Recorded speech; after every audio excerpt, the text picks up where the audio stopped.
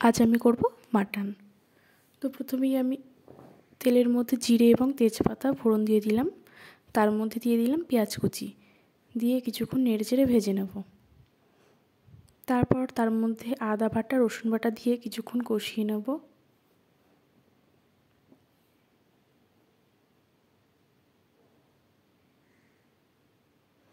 তারপর আমি এখানে দিয়ে দেবো কাঁচা লঙ্কা বাটা।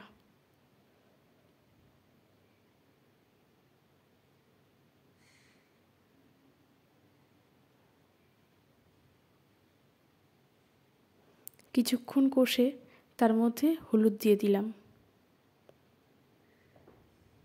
আর দিলাম কাশ্মীরি লঙ্কার গুঁড়ো।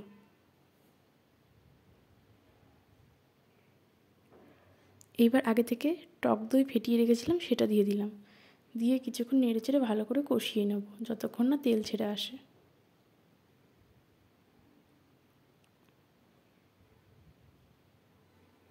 এবং তেল ছেড়ে আসলে আগে থেকে লবণ দিয়ে সেদ্ধ করে রাখা মাটনটা দিয়ে কষিয়ে নেব এবং এর মধ্যে কিছুটা লবণ দিয়ে দেব,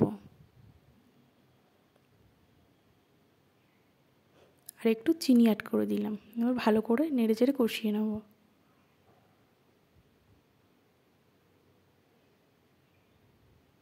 কষানো হয়ে গেলে তার মধ্যে তেল ছেড়ে আসলে আগে থেকে ফুটিয়ে রাখা জল দিয়ে দেব।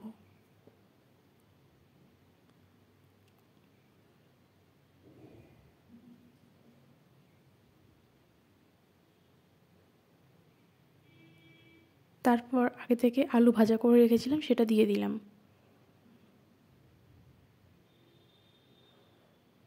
মাটনটা এবং আলুটা ভালো করে সেদ্ধ হয়ে গেলে ভাজা জিরে তেজপাতা এবং গরম মশলা বাটা দিয়ে দেবো।